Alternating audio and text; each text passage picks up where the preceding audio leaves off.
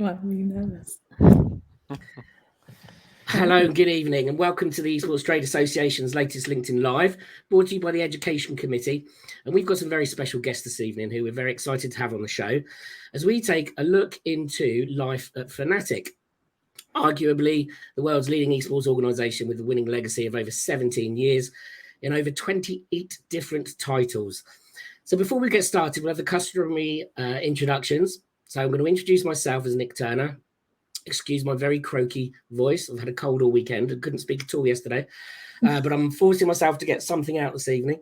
So I'm the co-chair of the Education Committee here at the Esports Trade Association. I'm also the esports lead at Queen Mary's College, just outside London, here in the UK, and the founder of NT Esports, which is a consultancy firm specialising in esports and education. And this evening, I have the pleasure to say that I am joined by Peter and Rachel, both from Fnatic.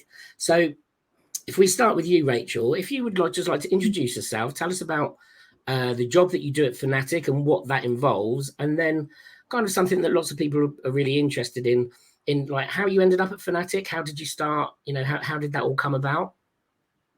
Yeah, for sure. So, hi everybody, I'm Rachel. I am the Pro Gaming Marketing Manager at Fnatic. So what that means is sort of looking after all 6 of our competitive titles. So that is League of Legends, CSGO, Valorant, which we are doing amazing at. So a little big shout out for that team. And Rainbow Six, Apex Legends, and FIFA. So basically creating our 12-month strategy that will go throughout the year, but then also looking at each campaign within each tournament. A lot of them have 3-4 big tournaments a year, if not more. So it's a lot of work kind of making sure that we give those fans of all of those different titles that unique experience. So that's a little bit of my day-to-day. I also look after a lot of our player access, pretty much a lot of the content that we do with our players. I'm kind of on set running around making sure that we're getting everything that we need to get. And then in terms of how I got there, so I come from quite a strategic and audience insight based background. So used to work for a family agency called Kids Industries, which focused on strategy and creative. We work with companies like Viacom, Universal, all the way to like WWF and BBC, creating like strategies and toolkits for all bunches of different products specific to kids and teens and families. So having that experience in youth culture and how being able to transfer all of the strategic mindset and like insight rich planning over to esports was a great kind of transitional thing for me. I think one thing that I would always say is for people who want to go into esports, like you don't necessarily have to start off in esports. There's a lot of value if you like getting experience in other industries and be able to bring that across. That makes you a super valuable candidate as well. So I think, if you're just starting out and you don't manage to get your first job in esports, don't feel dissuaded, because there's definitely opportunities to join the industry down the line. Okay, excellent. And then, Peter, I know the first time that we spoke about a year ago now, when you described what you do as Fnatic, it was one of those moments where I kind of had another moment of, okay, didn't really realize that was a thing, and then became really interested in it. So just talk us through what you do there, Peter. Hey everyone, I'm Peter. Sure thing, Nick. So I'm a senior engineer at Fnatic. I specialize in analytics and research, and basically I build software solutions to support the business and the pro gaming teams in their analytics. And I do a bit of research that's more centered around sports science and performance on the side. A couple of projects that we piloted so far. I joined Fnatic 2 years ago. I joined a bit more as a general data scientist, data engineer, just focusing more on the business side of Fnatic. If you don't know Fnatic, apart from participating in a couple of titles, we also make keyboards, headsets, mice, so gear optimized for esports and video gaming, and also apparel. And we also have partners, and we support some network creators. And this creates a lot of data and a lot of business intelligence to be untangled. And me and my colleague Apostle, we basically focus on just serving the business to make sure we make the right decisions based on the available analytics. the way I got to Fnatic was I was approached by a recruiter at Fnatic. I applied, I think 7, 8, maybe 9 times the past 10 years. I moved to London 10 years ago, and because I had a competitive sporting background and a huge interest in video games, I put it together and married it into esports. And I thought, Fnatic is the biggest team. I'm in the city where Fnatic is headquartered in. I just applied to internships. I think I applied even to marketing roles in my, I don't know, second, third, or fourth year at uni. I was just like, yeah, I want to work at Fnatic. And 2 years ago was the moment I finally was able to join. I did a bit of research. I wanted to stay in academia and do a PhD before joining Fnatic, but went onto a tangent and did a qualification in education. So I'm a qualified physics and mathematics teacher, and continued with some sports science research, but ultimately ending in software development and basically the world of data.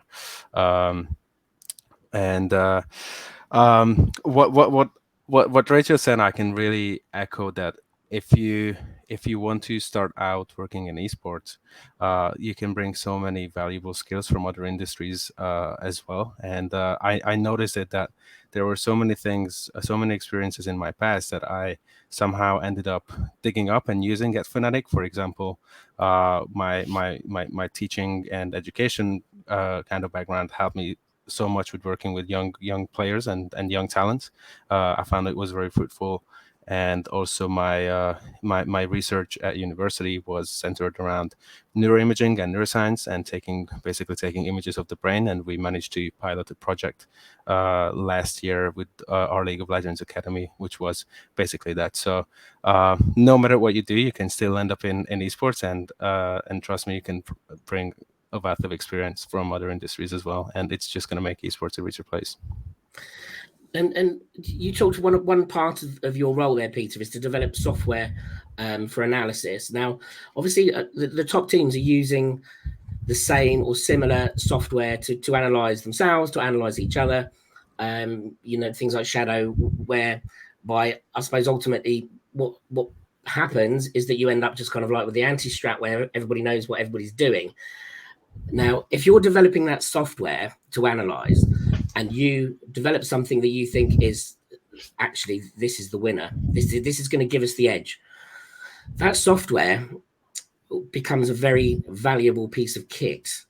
Now, a question, hopefully not too tricky question, at what point does the value of that software to Fnatic, which is meaning that you're winning those tournaments and getting those the prize pools, at what point does that software become more valuable to keep and keep hold of, or to license out and to sell as a revenue generator?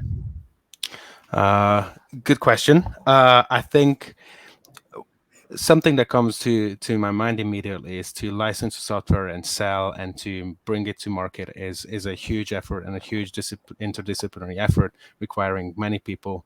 And we already do so many things. It's never really been our main focus. Whereas on the other hand, if you think about all the software solutions that are available for analytics right now, well, first of all, software is not really a magic 8-ball that is just going to tell you immediately what to do. And second of all, in my opinion, if everyone's using the same software for analytics is supposed to answer your questions, but then everyone's basically asking the same questions and getting the same answers. What we with developing bespoke software solutions, we also try to shift the culture at Fnatic to be even more curious, to ask different kinds of questions. And I think we've did it internally with the business as well, and not just coaches. I think maybe Rachel, you remember the data tutorials. We just wanted to upskill people across Fnatic that, like, hey, this is the available data that we have. You are the experts. Us software guys are not the experts in marketing. We know like the basics of it. You ask all the questions, and we just kind of like upscale them. And I think like our approach to programming is somewhat similar. Okay, good. Now, you talked earlier about the fact that you've got a lot of your work is kind of like organizational, Rachel, and traveling and things like that. What are the logistics of kind of working in your role at Fnatic? Obviously, you've got the rosters that are playing in various different places. You've got your headquarters in London, which I know obviously you've got your new headquarters where you've just relocated fairly recently, which having been to both, love the new HQ. But you've also got your base in Berlin, kind of like where the Valorant roster are based. So just talk through Fnatic as a logistical operation, kind of like on that global European scale. Yeah, for sure. So we obviously, as you say, we're headquartered in London. We have a big kind of esports facility in Berlin where we house our League of Legends team and our Valorant team whilst they're doing their EMEA split. So just for this year, Valorant are only based during the split, and then next year they'll begin being based in Berlin full time. Having that kind of dedicated space just means that the teams are getting, we've got an in-house chef that provides meals for them, so they're getting the nutrition done. They've got the gym there. They've got dedicated rooms, got their own desk, got their own setup where they can have their keyboard in their very specific way that they want it, and everything is just sort of very much catered to them. And then we also have a facility in Japan as well, where we house boot camps and things for our Apex Legends and Rainbow Six team. FIFA is very much a boot camp kind of team, so they will come in to London HQ because they're based in the UK, and they'll boot camp there. And then CSGO often boot camps in London as well, because it's a team that moves all over Europe and across the world at times. So it's hard for them to have a base because they're never anywhere for too long. So to the point of logistics, a lot of my work is ensuring that we get the content that we need to get with the players that satisfies our partners, that satisfies our audience, and that fans feel like they're along for the journey, whilst also taking that balance and ensuring that our players' well-being and never burn out and are able to focus on what they do best, which is playing the game. So there is quite a lot of balance there, but what we try and do is satisfy both parties to ensure that everybody is happy and are doing things that they want to do. So does anyone at Fnatic, Peter, have a 9-to-5 job? Would it be fair to class that kind of that work as 9 to 5? Monday to Friday. In a way, no, because we often play tournament games over the weekends, and every one of us is a Fnatic fan, and we bound to watch them. So yeah, we sometimes work odd hours. Long answer. Not really. I think we have busy periods and we have chill periods. I think it's esports, and working at an esports team can be in a way an unpredictable journey. And we all have difficult times, difficult weeks, and easier weeks, and a bit of holiday sometimes. And when you've got kind of a tournament taking place overnight to UK time, would your social media teams, would they be based in the UK but up overnight doing kind of pre-match, during match, post-match, and all of those sorts of posts, or will they be out with the teams? How does that work? So, sorry, Peter, you go. No, go on, Rachel. So we tend to have a team on the ground at the tournament who is doing our content coverage and is getting everything that needs to be gotten. For example, we do pre-match and post-match interviews with our players for all major tournaments, and that lives on our app. So that sort of content is constantly flowing between the team on the ground and then the team in HQ. And then we have a social team that will, at times have to cater to very unfriendly hours, but then obviously they'll get time in lieu so that they don't, they're able to rest. But yeah, it can be pretty intense, and especially because we're seeing a rise in global tournaments across the world, and not just in Europe where things are a bit easier time-wise. That's just part of it. But yeah, there is often this group on the ground and a group in London that have to communicate at relatively odd hours. And do you think it would be fair to say that many, or quite a few people that at Fnatic would have maybe been employed at the start of kind of the COVID pandemic, so they've had to there's been a transition between kind of online to global events, which is kind of been another thing that you've all had to kind of adapt to? Yeah, for sure. I mean, I joined about a year and a half, so I was right at the end. So we were just starting to get into live events again. But what Fnatic did do quite well is that when we did have that COVID break, is that we had things like Fnatic Live, which was a Twitch channel that ensured that we had this ongoing engagement with our audience and that they felt like they were being connected with and continued sense of belonging with that fandom. And then as the kind of world reopened, if you will, we were able to have the event started again, because we truly value the importance of being able to connect with fans on the ground and be able to create those experiences with players and fans. But Peter, I know that you were here for a little bit longer, so you might have some additional insight there. A little bit longer, and yeah, historically, I think esports events had maybe sometimes a bigger personal hype for communities, and we were able to utilize fan base for meetups, have pop-up booths that we successfully recreated a couple of occasions after, but before the pandemic, it was more of a regular thing, and I think post like during lockdown, we managed to keep connected with our communities in other ways, just as Rachel mentioned, with live events. I think we managed to expand our network pretty well and kind of like keep the Fnatic atmosphere going online. And now that we're back to real events, we're trying to get back on track. We did some good activations in Tokyo. We did some last year in Malmo for the LEC finals, setting up a cafe, having meet and greet with the players. So yeah, I think it's picking back up. Good. You know, and like certainly from an audience perspective and an esports fans perspective, seeing all the LAN events back and up and running has made, you know, like a huge amount of difference. And while we're talking about events and majors, I think with Fnatic on the show right now, I think it would be foolish for us not to mention your Valorant roster. As somebody who is probably only in the last year kind of really got into Valorant as from a spectator's point of view, I think the victory in Sao Paulo, the comeback from, was it 3-11 to 14-12 in the finals, probably not only the best Valorant game I've ever watched, but probably the best esports event that I've ever watched, which kind of like locked me in with Fnatic, you know, as a fan from that roster. Then they've gone on to win the next Masters. We've got next month the champions. How is it at Fnatic right now? Purely, you know, let's put aside the other rosters just for the moment, just for the Valorant team, and what Boaster and Co are doing. I mean, the team are absolutely smashing it, and that is down to their grit, their determination, their hard work, their ability to work as a team, communicate. You know, you really can't take anything away from them. They, you know, could win game after game after game, but they're still so hungry, and they never get complacent, and they never feel like that next team is easy or anything like that.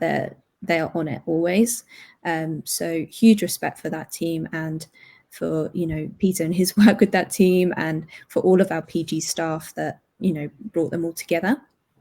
I think from a marketing perspective, like, amplifying them has been incredibly important. I mean, kind of part of the job is done for you. I think the thing with professional, it's like all sports, but with esports as well, you can never rely on your team doing well and your team always being consistent and your team always being, you know, a fan favorite. So being able to create a strategy around a team that is doing so well has made our jobs a bit easier, I must say. Yeah, and they certainly kind of bring an entertaining element outside of the matches themselves as well, which always helps in terms of that engagement. And from your perspective, Peter, like when you're working with those teams and you see them perform like the Valorant roster have been, I can only relate that to kind of education in when you see your students go on and like get great jobs and enter careers and professions that you know that they've always wanted to do. Do you have that kind of like proud dad kind of moment, you know, when they do these things? Me personally, not as much, because I don't work that much with Valorant. I think Valorant is so well taken care of by our coach Mini, and our performance coach Yuan, and of course our IGL Boaster. I think we have to respect the fact that this roster and this achievement did not really come overnight, and it's not even the result of 1 month or 2 months of heavy training. It's years in the making. I think we wanted to center the team around a strong IGL and coach relationship, and make sure that we hire the kind of talent and the qualities that will fit well in this roster. Like, this was part of a master plan, which I think adds a lot of what you talked about entertainment and winning. In sports, people love watching stories and storylines. It's almost like an athletic Netflix, and I think this is a great story to watch. It started years ago, and now we're getting to the best bit. So it's been a fun ride, and I think the coaches and the support staff are smurfing it more than me. And I think there's also, for those of you that haven't seen it yet, on YouTube, you'll find a documentary for the Valorant's first year at the Fnatic. It's a really good documentary. Highly recommend it. Go and watch it if you haven't seen it already, and it gives a really good insight, and Coach Mini and everybody, the way they talk and the way that team's developed. But also, as well as Valorant, you've had an upsurge recently in your League of Legends team from the summer LEC. That's got to be encouraging. Yeah, absolutely. 100%.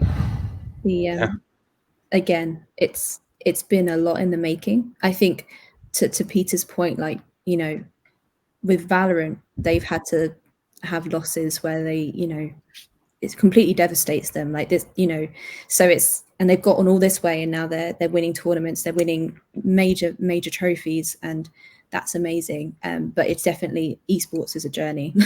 So when it comes to League of Legends, for those who follow it, we've had a mixed journey for the past year, but I feel like we've really come to have a brilliant squad behind us. I mean, that team is super lovely, they're super professional, they're communicative, they're on top of things, and I think the key thing is hungry for the game.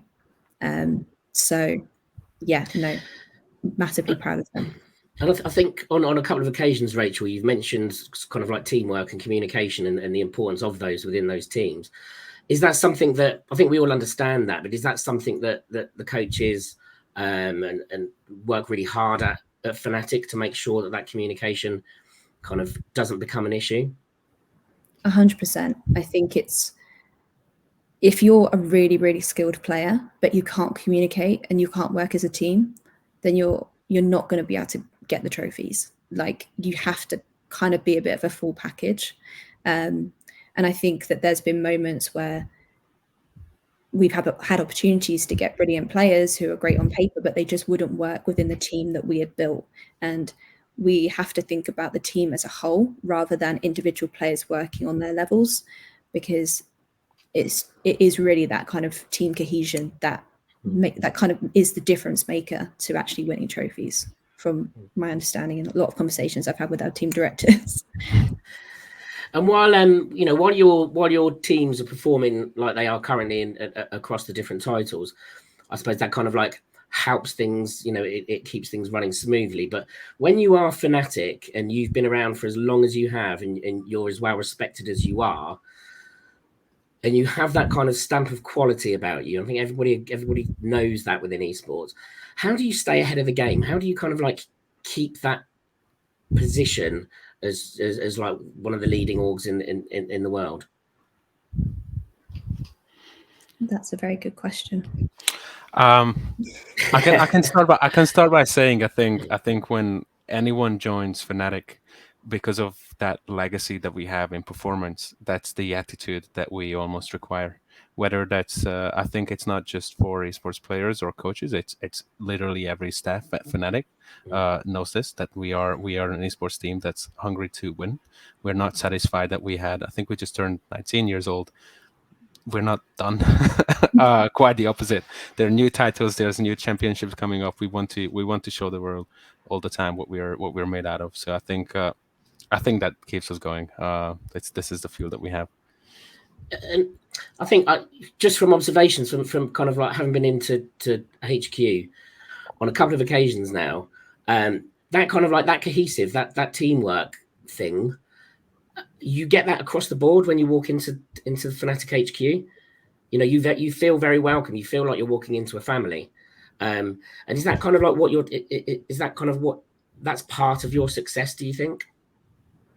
Yeah, for sure. I mean, a lot of what we do, you know, the best projects come from teams that are not working in silos. So when you're working more cohesively, so if we're working on a project, I'll have like a designer, I'll have a member from PG, a member from the product team, a member from, you know, a creative producer. Like you have this mix of opinions, and that sort of diversity of thought is how we actually are able to create these amazing campaigns and think about our community in a more well-rounded way. I think we all know each other's strengths and we're able to really play to them, and the fact that we all work together super well, and you know, anyone can share their opinion. That's always been like the mantra. Like it doesn't matter what seniority you are, doesn't matter at all. Everyone is welcome to share their opinion, and everyone's opinion is valuable. And that's often how we get some of our best ideas, is by making sure we have an open forum for everyone in the company. Okay, good. And I think one of the things that kind of like helps that makes Fnatic stand out as well is your brand partnership and the way that you kind of like the brands that you work with. You know, I could sit and reel off a load of different brands, but you know, I'm just thinking off the top of my head over the recent years, like BMW and Gucci, and you know, these are brands that everybody wants to work with, everybody would like to work with, but Fnatic kind of seem to only have those brands.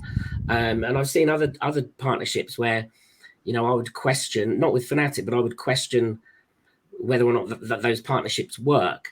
So from your branding perspective and your partnership perspective, I'm guessing kind of like who you choose to partner with is a really important part of the process before you even get to kind of like any further discussion. Yeah, for sure. I don't know, 100%. Peter, if you wanted to take that. Maybe a little bit. If you think about our partners as our core friends, we obviously want to have friends who are representing the same values as we do, which is excellence, which is a bit of a pioneering attitude, which is performance. So I think it's very important for us to pick partners that we have a lot of in common with, even though there might be different industries. And yeah, I agree with your second point too, Nick, that sometimes we see a bit of a mismatch between esports teams and their partners and how that works out. I think esports is also pretty new, and esports teams are like, most of them are super young, and it's not really a clear-cut way how things should be best done. But at Fnatic, we just know what we want to do. We just want to make sure that our partners echo our values, and we also echo our partners' values mutually. And this is how it becomes a successful partnership. And to add on to that, like, we want our partners' content to be authentic to the audience that we're reaching. So, you know, if we're working with Hisense, who sell washing machines and fridges and TVs, like, how do we make that relevant? Like, how do we make it something somebody who's interested in esports, or even just a casual gamer, is able to come and engage in that and be like, oh, that makes sense for me. We don't want it to feel as like brutal as like brand content, partner content. We want to be able to create these authentic pieces that connect with people no matter what. Okay, another thing that I wanted to touch on. I mean, I think everybody who's watching this evening appreciates how complex like an esports org like Fnatic is, and the way that it runs and the way that it operates and how busy you all are. But certainly, because I have you two on right now, Peter, you've already mentioned that you've kind of like, you went into education and studied education. And Rachel, over the last year, you've been running a college partnership with a small amount of colleges in the UK, where, you know, they've had the privilege of webinars and seminars that have been broadcasting online, but also had the opportunity to visit HQ. I mean, to start with, like, how did that all come about? You know, because I think that was your kind of like your brainchild, was it, Rachel?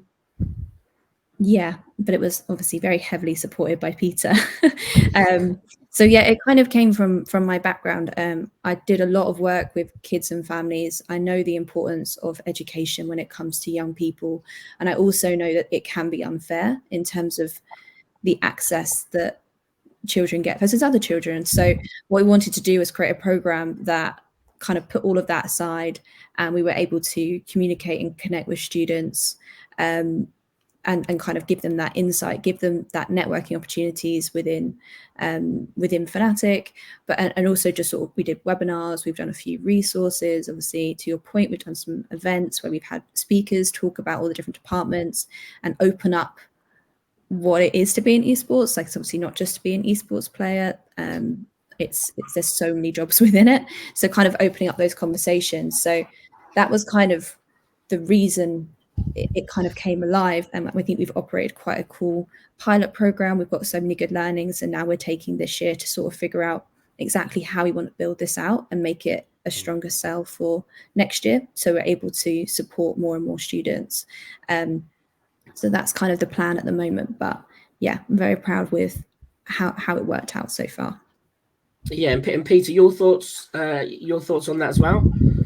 I was only supporting Rachel, who was leading the project, but I love the idea from the get-go. I do believe that one of the most important things we can do is share knowledge. I think that will only bring the word forward, as well as youth and talent development. And something that we have to consider is we were basically helping the next generation of people who might work in esports, and if we give them the right kind of tools, the right kind of ideas and values, we're upskilling professionals in advance who will come on and work maybe for Fnatic or with Fnatic in 5 or 10 years. So I think we just try to leave a very positive impact on the industry as a whole, and on young people's lives.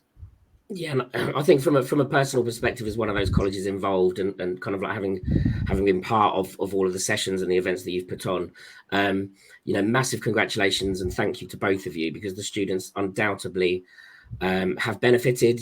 They talk to us, that they get excited. There are some trips that we organise, and some of them go, "Oh, I don't really want to go." Everyone jumps at Fnatic, and I think while we've got people listening now and other orgs, I don't think I can stress the importance enough of the education side. We've got a whole new generation coming through the education system, that are eager to learn, keen to learn. And when you've got an organization like Fnatic kind of like supporting the education, it's so important. And I'd like to think that other orgs will follow suit, not just here in the UK, but around the world. So, a personal thank you from kind of my perspective. Okay, so we're coming close to the end now. Just a couple of other things that I'd like to talk to you about. I suppose, is there anything from your perspective that's coming up in the future? Anything exciting that you wanted to talk to us about? New plans? Obviously, you've got the new headquarters, which should hopefully be finished by September. But this is an opportunity for you guys to give us some teasers. Things that are happening at Fnatic to look out for. We have an app, the Fnatic app. I think it's our first app to engage with the community on a very interactive level. Previously, I think our community engagement was social media, Discord, through posts, comments, Twitters, etc. I think with the Fnatic app, and together with the membership program that we have, it's bridging a gap where it can be two-sided very smoothly, from exclusive interviews to AMAs where you get to ask questions to the coaches, and really, I think it's the future is going to be even better. We can pack it up with even more features. You can predict, you can win scores, you can win items with Fnatic, or maybe we're gonna embed more analytics, so you can use your Fnatic app to look at things.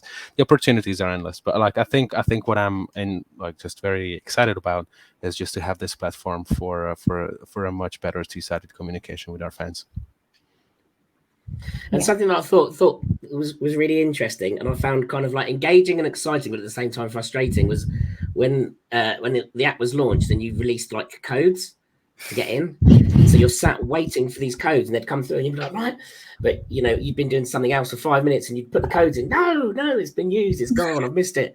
But I thought that was a really kind of like a really interesting like activation of that app that I found myself for a whole week just constantly tracking your socials to get a code to get in. So yeah, no, that's good. Okay, I think finally then one last thing that you've already touched on. I know that there are students watching. I know some of my students are watching. If you had one tip for somebody who wanted to work in esports, not necessarily, and I'm not talking as an athlete, just within the industry, what would that one tip be? If I can start with you, maybe Peter first.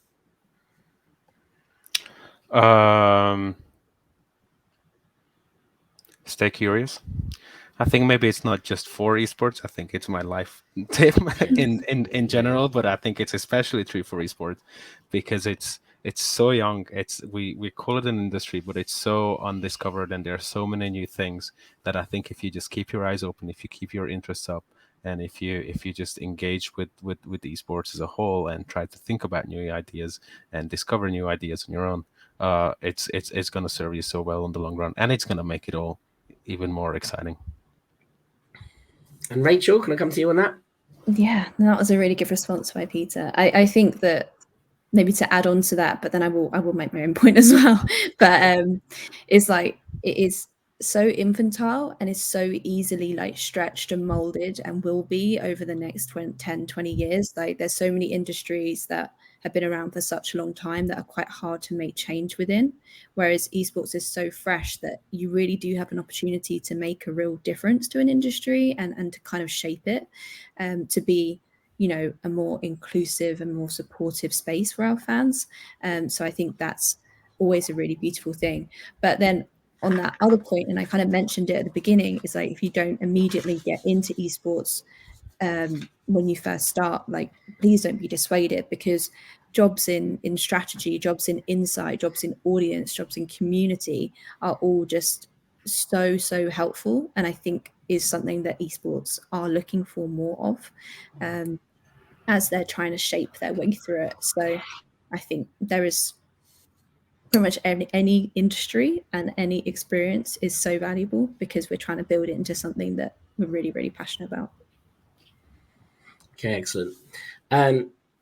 Right, so I mean, I could sit and talk for ages, but I do know that you two are very busy people. So we'll round it up here. So I hope you've enjoyed the chat with Rachel and Peter from Fnatic this evening. You'll find them both on LinkedIn. I'm sure they'll be happy to answer any questions if you've got any. Don't forget, if you're not already a member of the Esports Trade Association, then join us, and you can get involved in events like this. You can also there's loads of things in terms of the members page and offers that members have, and obviously next month in Chicago on the 22nd and the 23rd of August we've got our esports next conference, and if you are a member you get a huge discount on your ticket, so please head over to the Esports Trade Association website, which you'll find in the chat, and now it's just for me to say thank you very much, Peter and Rachel from Fnatic. Really appreciate your time. Good luck in the Champions next month. If we get 3 in a row, that'd be great. And I look forward to seeing you all soon. Thank you very Thanks much. for having us. Thank you. Okay, guys. Bye-bye.